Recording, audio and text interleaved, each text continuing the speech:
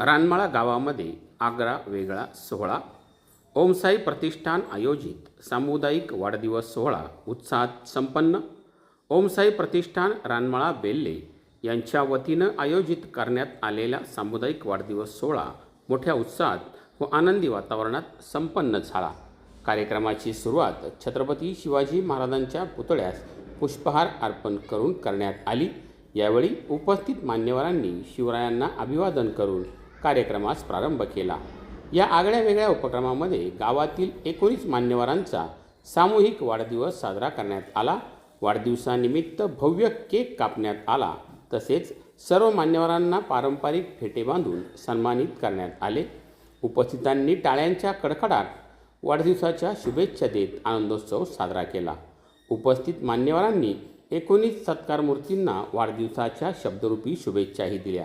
कार्यक्रमाचे प्रास्ताविक शंकर गुंजाळ यांनी केले. सामुदायिक वाढदिवस साजरा करण्यामागील सामाजिक बांधिलकी व गावातील एकोप्याची भावना याविषयी त्यांनी मनोगत व्यक्त केले. कार्यक्रमाच्या अध्यक्षस्थानी शांताराम गुंजाळ होते. त्यांनी आपल्या अध्यक्षीय भाषणात अशा उपक्रमांमुळे समाजातील बंधुभाव अधिक दृढ होत असल्याचे सांगितले.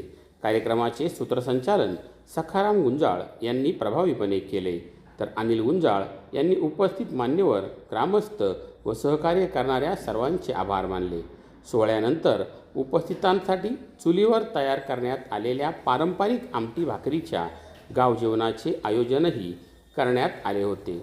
ग्रामीण संस्कृतीची ओळख जपणाऱ्या या भोजनाचा सर्वांनी मनसोक्त आस्वाद घेतला. या कार्यक्रमास ग्रामस्थ, महिला, युवक व ज्येष्ठ नागरिकांची मोठ्या संख्येने उपस्थिती लाभली. सामाजिक ऐक्य, परस्पर प्रेम आणि सामुदायिक भावना वृद्धिंगित करणारा हा सोहळा रानमाळा परिसरात चर्चेचा विषय ठरला आहे. ब्युरो रिपोर्ट, शिवनेरी संवाद, रानमाळा बेल्ले. आपण जो हा गोड कार्यक्रम घडवून आणला त्याबद्दल प्रथमतः ज्यांनी कोणी श्रेय दिले त्यांचं प्रथमतः आभार मानतो. खरं तर मला वाटतं देव शोधायला गेलो तर देव भेटत नाही, पण माणसात खऱ्या अर्थाने देव जर पाहिला तर हा कार्यक्रम म्हणावा हे बोललं तर वावगं ठरणार नाही.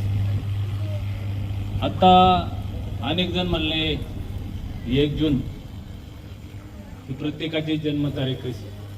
मी मगाशी गुरुजींचं आमची चर्चा झाली.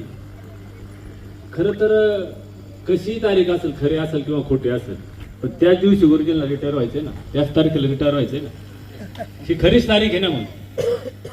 आणि हा कार्यक्रम म्हणजे मला वाटतं माणुसकीतला माणूस शोधण्याचा कार्यक्रम आहे. आणि हा गोड कार्यक्रम या ठिकाणी संपन्न होत असताना अनेक महिला वर्ग या ठिकाणी उपस्थित. जरी त्यांना कोणाला बोलता येत नसेल, पण त्यांच्याही वतीनं या मान्यवरांना मी त्यांच्या अभिष्ट चिंतन सोहळ्याच्या कार्यक्रमाचं प्रमुख आकर्षण म्हणजे आपले सगळे ज्यांचा बर्थडे असे सर्वजण. जवळजवळ आपण 19 व्यक्तींचा यामध्ये बर्थडे साजरा करत आहोत आणि हा कार्यक्रम आपल्या गावामध्ये प्रथमच होत आहे. तर प्रथमतः ज्यांनी या कार्यक्रमाचं आयोजन केलं, ओमसाई प्रतिष्ठानचे सर्व पदाधिकारी, सर्व मान्यवर, सर्वांचं मी प्रथमतः आभार व्यक्त करते. कारण हा जो देखणा असा कार्यक्रम आहे हा प्रथमतः आपल्या गावात आपण प्रथमच साजरा करत आहेत. ओमसाई प्रतिष्ठाननी एखादा आता थोडक्यात बोलायचं म्हणलं तर एखादा नवीन ब्रँड आणला तर तो नक्की परिसरात कुठं ना कुठं राबवला जाणार हे खात्रीनं सांगू शकते. कारण आपल्या गावामध्ये जे धार्मिक कार्यक्रम होतात, ओमसाई प्रतिष्ठाननी एक नवीन कल्पना आणली होती, माऊली पुन्हा संगे.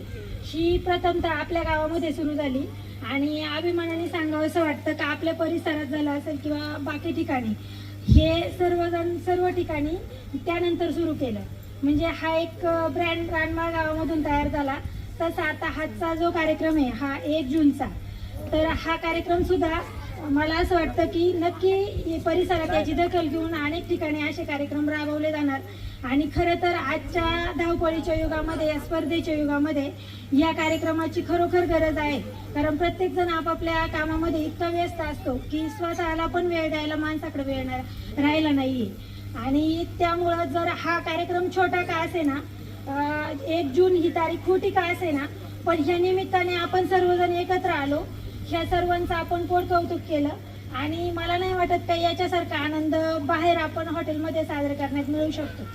त्यामुळं सर्वांना, माझ्या सर्व महिला भगिनी असतील, सर्वांच्या वतीनं ह्या सगळ्या 19 व्यक्तींना वाढदिवसाच्या मी अनंत शुभेच्छा देते. सर्वांना आरोग्यदायी आयुष्य मिळो हीच परमेश्वरचरणी संकल्पना व्यक्त करते. आणि आपण यामध्ये सर्वजण 50च्या पुढे तर नक्कीच गेलेले आहेत, पण ह्या सर्वांची 100री साजरी करण्याची आपल्याला सगळ्यांना संधी मिळावी अशी परमेश्वराकडे प्रार्थना करते आणि थांबते. धन्यवाद.